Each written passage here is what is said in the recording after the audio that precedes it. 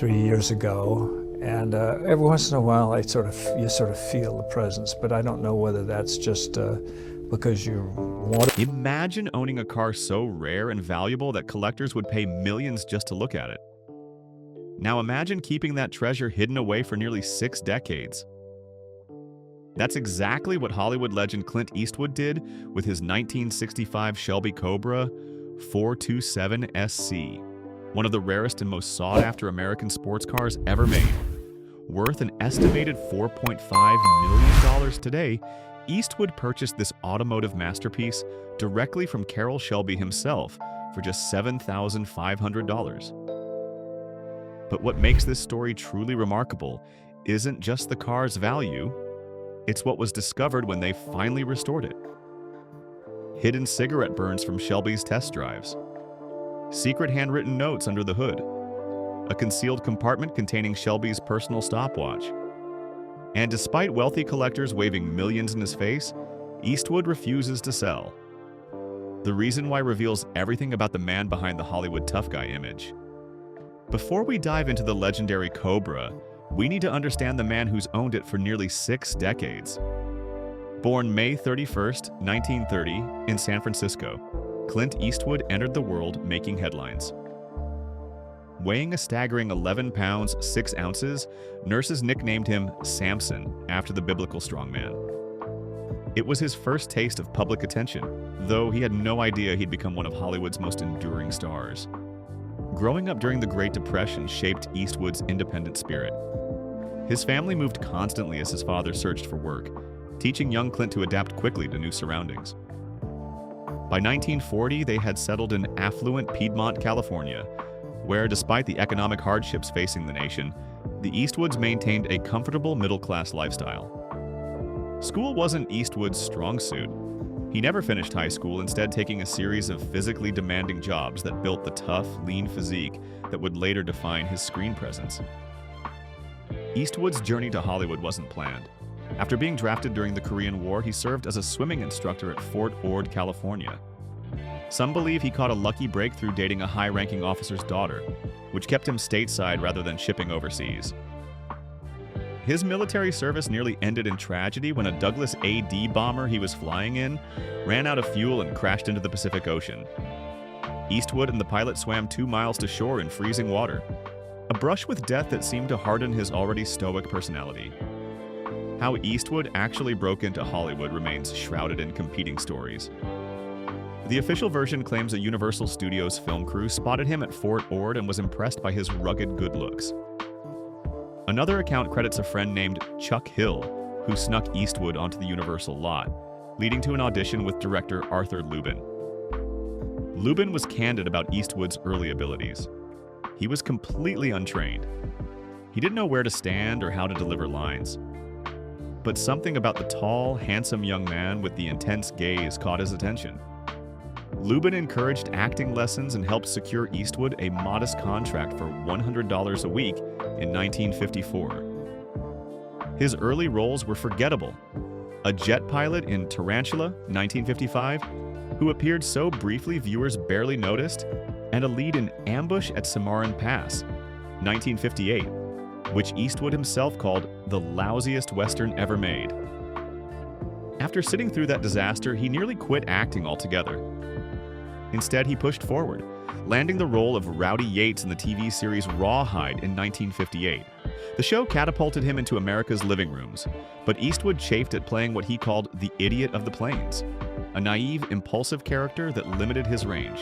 Everything changed in 1964 when Italian director Sergio Leone cast Eastwood in A Fistful of Dollars, after Hollywood stars like Henry Fonda and Charles Bronson passed on the role.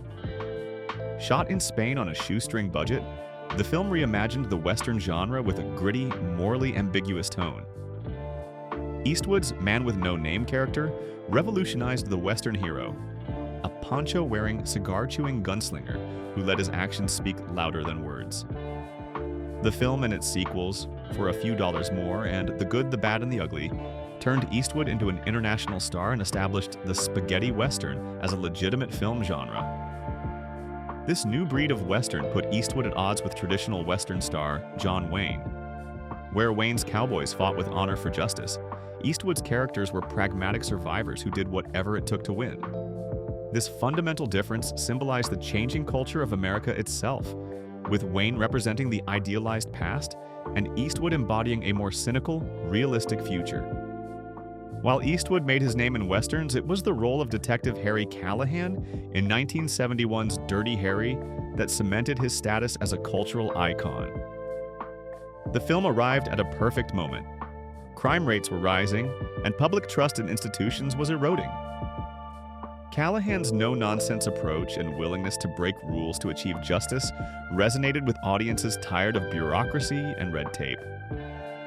Two lines from the Dirty Harry series entered the American lexicon forever. First came, "You've got to ask yourself one question. Do I feel lucky? Well, do you, punk?" Delivered while pointing his massive .44 Magnum at a wounded bank robber. Later, in Sudden Impact, 1983, the line came, "Go ahead, make my day." A line so powerful that President Ronald Reagan quoted it during a 1985 speech about tax increases. As Eastwood's star power grew, so did his desire to control his destiny. He stepped behind the camera, developing into one of Hollywood's most accomplished directors, with critical and commercial successes like Unforgiven, 1992, Mystic River, 2003, and $1 Million Baby, 2004. The latter two earning him Academy Awards for Best Director. Even in his 90s, Eastwood continues to direct and occasionally star in films. Most recently, Cry Macho, 2021, completed when he was 91 years old. His career spans nearly 7 decades, with over 70 acting roles and more than 40 directing credits. Eastwood's personal life has been as complex and dramatic as his on-screen personas. He's fathered at least 8 children with 6 different women, though the exact number remains uncertain. His first marriage to Maggie Johnson in 1953 was troubled from the start as Eastwood engaged in multiple affairs. One of his longest relationships was with stuntwoman Roxanne Tunis, whom he met on the Rawhide set in 1959. Their daughter Kimber was born in 1964 but remained hidden from the public until 1989. While living with actress Sandra Locke for 14 years, Eastwood secretly fathered 2 children with flight attendant Jocelyn Reeves, his son Scott, now an actor, and daughter Catherine. After a painful breakup with Locke that involved lawsuits and settlements, Eastwood married TV anchor Dina Ruiz in 1996, though that marriage also ended in divorce in 1996, 2014.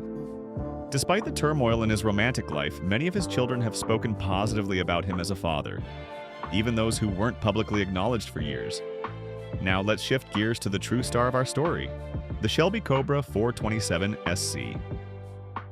Eastwood's love affair with automobiles began in his teenage years at Oakland Technical High School, where he took auto mechanic classes and developed hands-on knowledge of engines. His first vehicle was a humble 1949 Chevrolet panel truck, purchased for just $25 in 1951. During his early struggling actor days, this truck doubled as his home, with a mattress in the back and movie theater curtains serving as insulation.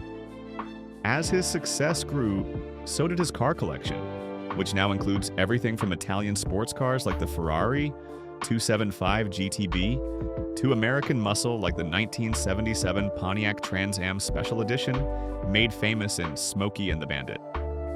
His cars often appear in his films, most notably the 1972 Ford Gran Torino Sport, featured prominently in his 2008 film Gran Torino. In 1965, while starring in Rawhide, Eastwood made a purchase that would become legendary in automotive circles. He bought a Shelby Cobra 427 SC directly from Carroll Shelby himself for $7,500, approximately $70,000 in today's money. It was a substantial sum then, but nothing compared to the car's current estimated value of $4.5 million. The story of the purchase adds to the car's mystique. When Eastwood test drove the Cobra, Shelby was so impressed with his driving skills that he knocked $1,000 off the price, with one condition: Eastwood had to promise to drive it like he stole it. True to his word, Eastwood put the car through its paces, including over 50 track days at Willow Springs Raceway. What makes this particular Cobra extraordinary is its rarity. It's one of only 29 semi-competition models ever built. The SC designation meant it was originally designed for racing, but later modified for street use. Under the hood sits a monstrous 427 cubic inch Ford V8 engine producing 485 horsepower, an almost unheard of figure in the mid-1960s. The performance was brutal. The Cobra could accelerate from 0 to 60 miles per hour in just 4.3 seconds and reach a top speed of 165 miles per hour. In an era before modern safety equipment, driving the Cobra was like straddling a barely tamed rocket. When Eastwood finally had the Cobra restored in the 1990s, the mechanics made several fascinating discoveries that transformed the car from merely valuable to genuinely historic. On the passenger seat, they found cigarette burns, marks left by Carroll Shelby himself as he nervously watched test drivers push the car to its limits. Under the hood, handwritten notes from Shelby detailed cam timing adjustments made during testing. Perhaps most intriguing was a hidden compartment under the seat containing Shelby's personal stopwatch and timing sheets from early track runs. These intimate details of the development process make Eastwood's Cobra a living piece of automotive history. Over the years, collectors have offered Eastwood more than $5 million for the Cobra, but he steadfastly refuses to sell. To him, the car represents more than just money. It's a tangible connection to an era when cars were built for pure driving excitement rather than safety regulations and fuel economy. So why would a man who's amassed a fortune, estimated at $375 million, hold onto a car worth millions that he barely drives anymore? The answer reveals the true Clint Eastwood behind the tough guy facade. This car represents a pivotal moment in his life, the period when he was transitioning from television cowboy to international film star. It's a physical link to his younger self, the ambitious actor who'd survived Hollywood's brutal rejection and was finally tasting success. The Cobra also connects him to Carroll Shelby, another self-made American icon who defied conventions and changed his industry forever. Both men shared similar traits: determination, innovation, and a willingness to take risks that others considered foolish. Perhaps most importantly, the car represents something increasingly rare in today's world: authenticity. The Shelby Cobra doesn't pretend to be practical, economical, or sensible. It's loud, dangerous, and difficult to drive. It demands respect and skill. It's real in a way few things are anymore.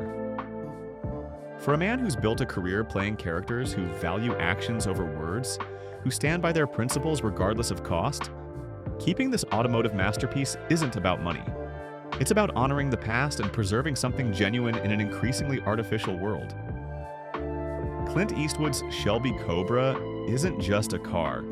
It's a time capsule containing the DNA of American innovation, the spirit of 1960s rebellion, and the personal history of two legends who changed their respective industries forever. And that, not its multi-million-dollar price tag, is why it will likely remain in Eastwood's garage until the end.